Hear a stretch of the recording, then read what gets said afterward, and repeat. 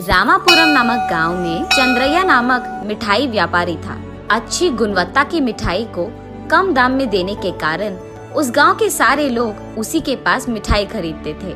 एक दिन चंद्रैया के पास उसका दूर का रिश्तेदार रमणा आता है। कैसे हो चंद्रैया? अरे मैं ठीक हूँ रमणा, घर में सभी ठीक हैं? अब मैं क्या ही बोलूं चंद्रैया, घर का हालत तो खराब है। मैं तो तुम्हारे पास नौकरी की आशा में आया हूँ। बुरा मत मानो रमणा, कल से हमारे दुकान आकर काम शुरू करो। धन्यवाद चंद्रैया, तुम्हारा एहसान मैं कभी भूल नहीं पाऊंगा। चंद्रैया के ऐसे कहने के कारण अगले दिन से रमणा उसके दुकान जाकर मिठाई का काम शुरू करता है। बहुत कम समय में रमणा को व्यापार कैसे करना है ये समझ आ जाता है, लेकिन लालची बनकर एक दिन वो चंद्रैया के पास जाकर ऐसे कहता है, चंद्रैया आज से मैं तुम्हारे पास काम नहीं करूँगा। क्यों रमणा, तुम्हारे साथ काम करने वालों के साथ कुछ हुआ है क्या? नहीं नहीं, मैं तो खुद का व्यापार शुरू करना चाहता हूँ। ये तो खुशखबरी है रमणा, आशा करता हूँ कि तुम्हारी नई व्यापार तुम्हें बहुत लाभ दे। अगले दिन सुबह अचानक रमणा ठीक चंद्रैया के दुकान के सामने ही एक और मिठाई का भंडार खोलता है। उसके इच्छा के अनुसार ही रमणा की नई व्यापार उसे बहुत लाभ देता है। दोनों रमणा और चंद्रा प्रतिस्पर्धा से उनके दुकान चलाते थे। उसके पास काम करके उसके सामने ही व्यापार लगाने के बावजूद चंद्रैया को रमणा के खिलाफ कुछ नहीं था, लेकिन लालची रमणा यही फैसला करता है कि वो चंद्रैया का अंत देखेगा। एक दिन रात रमणा चंद्रैया के दुकान में चोरी चुपके जाकर उसके मिठाई के सामग्री में कुछ मिश्रण मिलाता है, और क्योंकि चंद्रैया को ये बात नहीं पता था, वो अगले दिन हर रोज की तरह मिठाई बनाता है उसी मिश्रण के साथ। उसको खरीदे हुए सारे गांव वाले वही स्वीट्स खाकर उनका सेहत खराब करते हैं। कुछ दिन बाद सबको समझ आता है कि चंद्रैया के यहाँ मिठाई खाने के कारण ही उन सब का सेहत खराब हो गया है। इसी वजह को लेकर वो सब चंद्रैया के दुकान को बंद करवाते हैं, और इस कारण चंद्रैया बहुत दुखी होता है। ये देख रमणा तुरंत वहाँ आकर चंद्रैया को संभालने की नाटक करता है। रमणा नाटक करता है, लेकिन अंदर ही अंदर उसे बहुत खुशी होती है कि उसकी योजना सफल हो गई है। अगली सुबह चंद्रैया रमणा के पास जाकर, रमणा तुमने तो देखा ही है, मेरा व्यापार अब नुकसान में है। अरे हाँ, जैसे ही मैं सुनता हूँ मुझे बहुत दुख होती है। व्यापार को शुरू करने में थोड़ा देर लगेगा, इसीलिए उस समय तक क्या तुम्हारी दुकान में मुझे एक नौकरी मिलेगी? अरे रे, मेरा भी मन कर रहा है कि मैं तुम्हें काम दूं, लेकिन अभी दुकान में 4 लोग तो हो भी गए ना। अब नहीं हो सकता शायद। तब चंद्रैया वहाँ बुरा मानते हुए निराश होकर चले जाता है। जा रहे चंद्रैया को बुलाकर रमणा ऐसे कहता है, चंद्रैया अगर काम की जरूरत पड़ी तो सबसे पहले तुम्हें ही बुलाऊंगा। बस ये बात सुनकर चंद्रैया खुश होता है और अपने घर पहुंचता है। चंद्रैया की पत्नी वंदना, क्या हुआ जी, क्या आपको कोई काम मिला है? हाँ नहीं वंदना, सारा गांव घूमने के बावजूद एक भी नौकरी नहीं मिली है। बुरा मत मानिए जी, आपके जैसे मेहनत करने वालों के लिए सही नौकरी मिल ही जाएगी। आशा करता हूँ कि यही सच हो वंदना।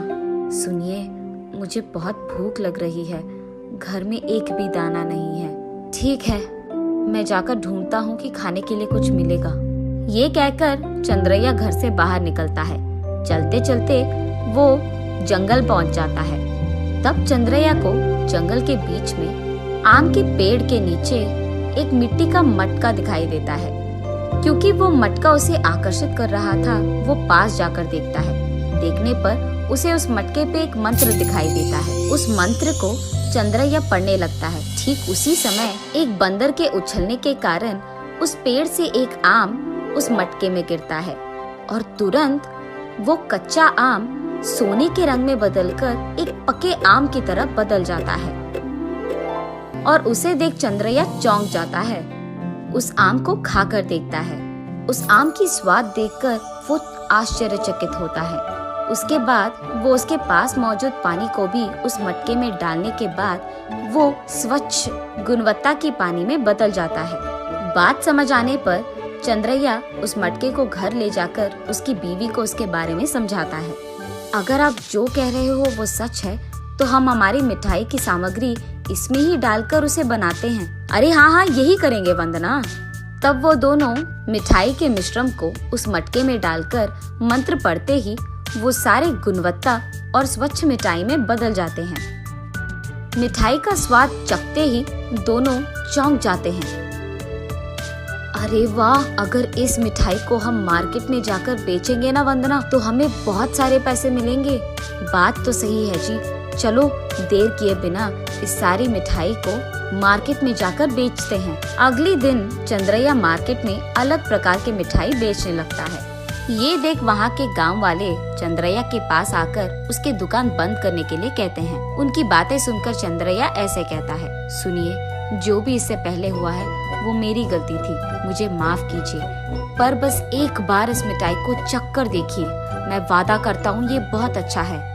ये कहते हुए चंद्रैया वहाँ के सारे लोगों को एक एक मिठाई मुफ्त में देता है।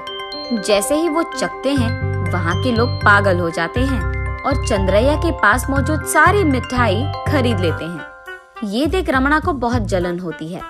ठीक तभी एक काम करने वाला चंद्रैया के पास ली मिठाई को रमणा के हाथों में देता है। जैसे ही रमणा वो चखता है वो आश्चर्यचकित होता है, सोचता है कि इतनी स्वादिष्ट मिठाई ये कैसे बना रहा है। उसी रात किसी को बताए बिना चुपचाप चंद्रैया के घर जाकर देखता है। ठीक उसी समय चंद्रैया और उसके पत्नी दोनों मिठाई बनाते रहते हैं।